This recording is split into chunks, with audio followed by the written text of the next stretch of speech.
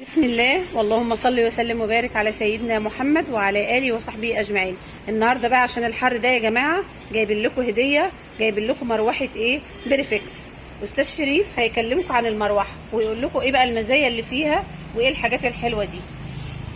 دي مروحه سوبر بريميوم اكس 2 سرعه 56، يعني تقدر بتوزع في مكان كبير، لان زي ما احنا شايفين الموتور حجمه الله اكبر حاجه يعني كبيره ما شاء الله. ممكن تعلي صوتك كده؟ ده شكل المروحه يا جماعه.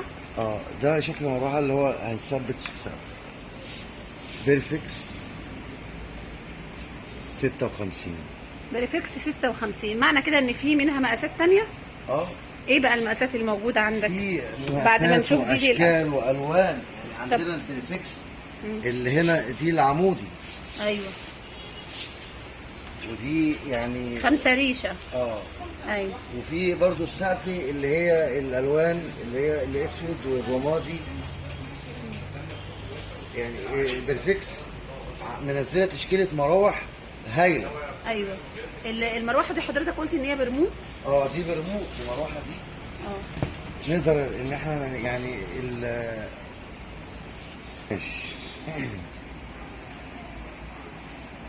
الميزه كمان في بيرفكس اللي هي دلوقتي بالسقف ان احنا عندنا ريموت.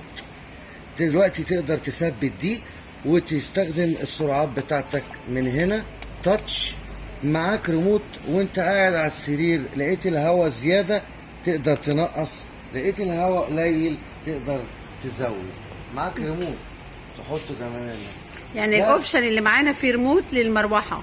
دي حاجه جديده. تاني حاجه المروحه دي ما بتسحبش كهرباء. المروحه دي 75 واط 220 فولت، حاجه اخر فخامه.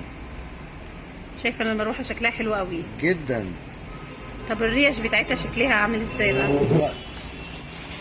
شكل جديد والشغل اللي هو بقى يعني حديث. تمام. طبعا دي رير سلك الشداد للحمايه، عشان لو لا قدر الله المسامير فكت بيبقى ليها حامل يمسكها عشان ما تقعش على حد تعوره. يعني كل الحاجات جايه معاها. ده شكل الريشه بتاعها. ما شاء الله. شايفه ان الريش بتاعتها طويله.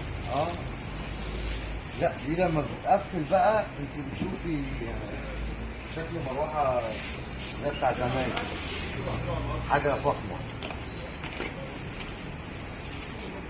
ايوه ده شكل المروحه وشكل الريشه بتاعتها بعد ما تتقفل يا جماعه. طبعا في منها الوان. في من المروحه دي ولا الثانيه اللي في منها الوان؟ الثانيه دي اللي هي ال 54. ال 54. واحنا نقفل.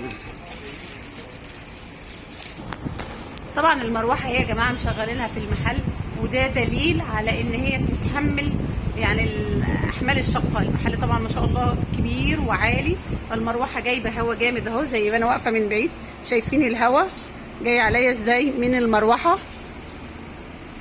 انا بعيده عنها طبعا، ومع ذلك ما شاء الله الهوا واصلني وانا واقفه. صوتها مش عالي ولا حاجه اهي اهي بكل امانه. اللي هي دي ال 54 اللي طول الريش بتاعتها زي ما انت شايفه كده. نزلها تحت كده يا استاذ. جوه ده الريش بتاعتها شكل جديد كده يا جماعه زي ما انتم شايفين. ده اللون الرمادي. في منها الوان تانية يا استاذ شريف؟ في منها السوداء. المروحه كلها سوداء. طب دي برموت ولا لا؟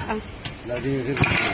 طيب متوسط سعرها كام؟ دي سعرها كام؟ دي سعرها كام يا استاذ اسامه؟ المروحه ال 54 وال 56 1200 يا جماعه. المروحه دي ب 1200. بالشكل ده الاسود بتاعها. مروحه السقف الصاروخ. اسمها الصاروخ. زي الهليكوبتر كده. ايوه. ده نوع جديد من المراوح. دي CFS طبعا 54. كل ده بتقدمه شركه زي ما انتم عارفين السليمانيه للاجهزه الكهربائيه. دي برضو مروحه اللي هي الكاريوكا برضو. حائطي. دي الاليجانت ايدي رينج اللي هي تتعلق ديزاين، بالريموت ايوه برضه. ديزاين اللي هو بيتعلق في الحيطه ومعاها ريموت برضو. شيك برضه ده حلوه قوي دي للمطابخ والحاجات دي، حلوه قوي اللي عندهم اماكن ضيقه ومش متاح ليهم ان هم منها الأسود برضه. يعملوا مروحه سقف. ومنها دي كمان. كل ده موديلات من بريفكس يا جماعه، كل ده. العمودي بقى دي عايزه دي فيديو جميل لوحدها دي. الجامبو اللي تحت دي بقى، ده المقاس الكبير. دي بقى اللي هي نفس صدرة دي اللي هي اللي فوق، بس دي عمودي. أيوة. قاعدة تحت متينة جدا، ما بتتكسرش، ما فيش اي طفل يسوقها، يعني ليها تقالة كويسه جدا. ماسكه يعني ليها وزن معين. زي المروحه اللي شغاله في المحل دي يا جماعه، بس دي عمودي، مروحه جنبه عمودي.